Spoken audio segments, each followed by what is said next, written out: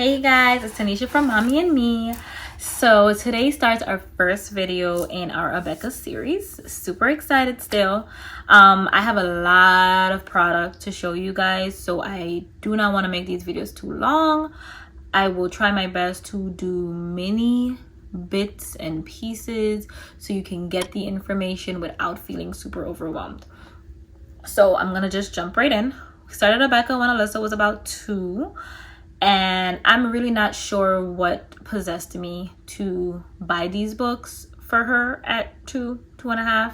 We were using Miss Clement's kindergarten with her Tot school bins. If you want to check that out, I'll leave the link for that video below. But we were having a good time with that. So why I purchased these things, I'm not too sure. I only got 2 books at that time, and they were both $22 each. I'm going to tell you right up front, for me, I wouldn't purchase them again. I think it was too easy. I think the books were too pricey for 2 years old. And mind you, now they do recommend the books for 3's, but I tend to, not purposely, but we've been doing kind of like a grade ahead just because she's so interested in learning and she wants to learn more, and I don't stop her, which is why she's 5 and we're starting first grade. But besides that, I didn't really, I thought the book was too easy, at least for her, because she already knew the stuff. We still went through it, we still did it, because there's nothing wrong with reinforcing stuff, but I would not purchase it again. So one of the books we used, I do have. The other book I don't, so I will project on the screen here and show you a couple pages as well as the front cover of the book so you can know what it looks like. So one thing you're gonna see over the few weeks is with Abeka, they have bounded and unbounded versions for the curriculum. The bounded just means it comes with a spine. The unbounded, you have the loose pages. I always get the unbounded. I am very big on reusing and recycling, and for me it just works better. Now I only have Alyssa, but I pray that God blesses me with more kids one day, and I plan to use the same curriculum, so I think it's easier for me to just have that at hand because I can make as much copies as I like for my home. Besides that, when you're learning a topic, or maybe you want to give them that same activity again, maybe they didn't get it the first time, you're able to just go and simply make a copy, compared to if they have the book, they used the book already, that's it. You can't really use it again unless you're gonna go and erase everything they did and continue to do that, which is going to wear out the pages. So I just find it easier to just make copies and have that out for her. That's what I've been doing, and that's what I will continue to do. Now, of course, there are certain books where they come bounded. There's nothing you can do about it, and that's okay. Those books will just be repurchased when the time comes, but for now, I do the unbounded version. So both of these books, I did the unbounded version. The first book I'm going to show you is Letters and Sounds for 3's. It is exactly what it says, letters and sounds. So you go through the alphabet from A to Z, and then the numbers, they go through from 1 to 15. This is how the cover page looks, like this. I would say with Abeka, they are very good with their materials. The images are always very vivid and bright, and that attracts the young child's eyes. So I would say they're really good with that. They make great material. As I said, I just was not fond of this, this 2-year-old things.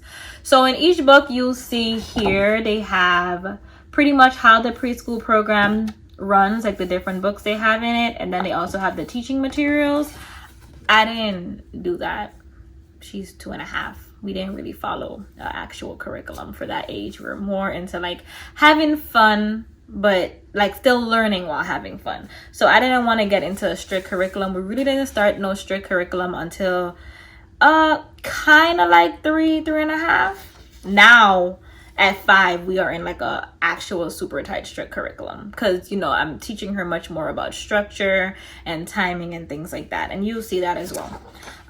They also have an information section in each book, and it'll talk about the book, what the book is about. Here we'll talk about, to the teacher, the different activities you can potentially do with the book besides the child just completing the pages.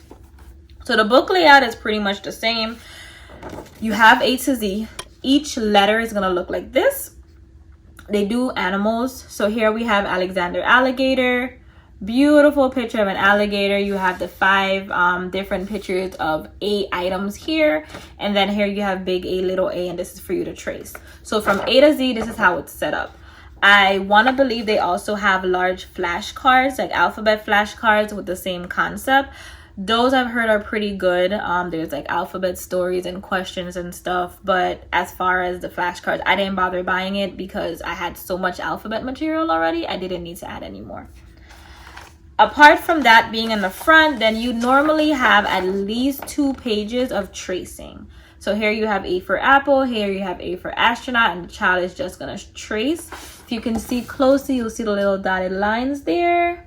So that's where they would trace on, just to get the feel of tracing. Now, I think for me, that's the main thing I used it for, was the tracing portion. I did not have her write on these. I actually used the dry erase protectors, and I put those in there, and I had her use a marker because at that time she was still using a marker. She did not transition to pencil yet. And midway, they did this like little book. So here we got to H, and you have A to H, and it's pretty much just reinforcing what was learned. So here you have A for apple, and you would count the apples.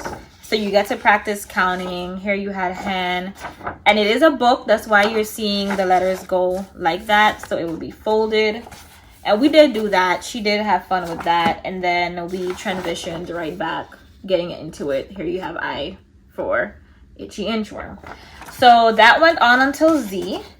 Then at the end of the book, you had a letter and number book. So this book just went through letters A to Z. Then it went through numbers 1 through 15.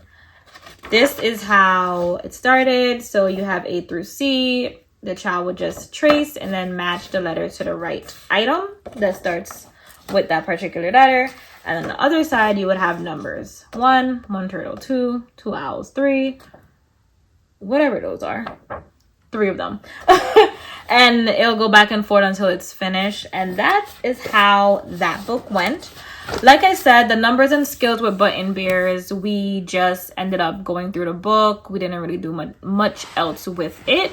So I'm gonna pretty much project that on the screen for you. So this is a cover of the book here.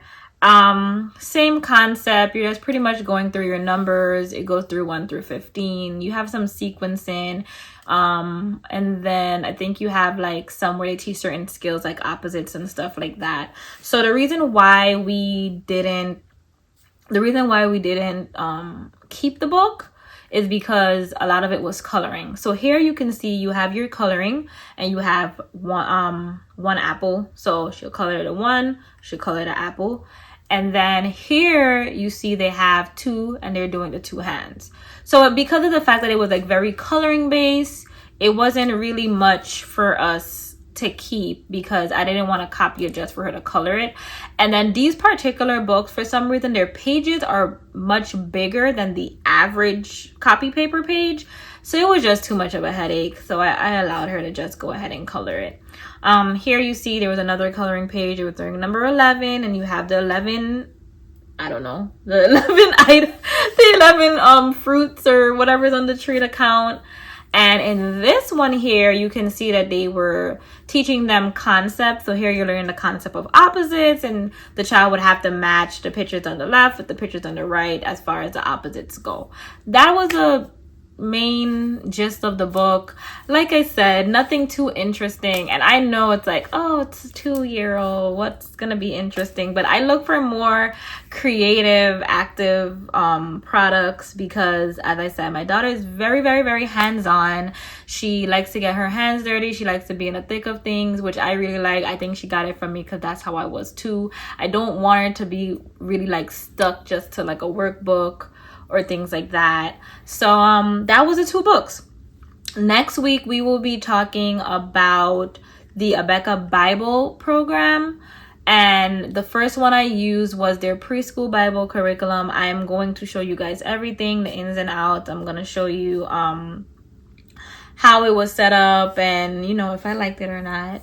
But as for these 2 products here, I mean, they are great products. I personally just wouldn't purchase them again. anyways, I hope you got something out of this video, and if not, you know, please still stay tuned. You know, you may not have a 2-year-old or a 3-year-old, you might have a 4 or 5-year-old, and I will be showing products for that age as well. So stay tuned, stay with me. I promise it will be worth it. Okay, anyways, until next time, I'll see you guys later.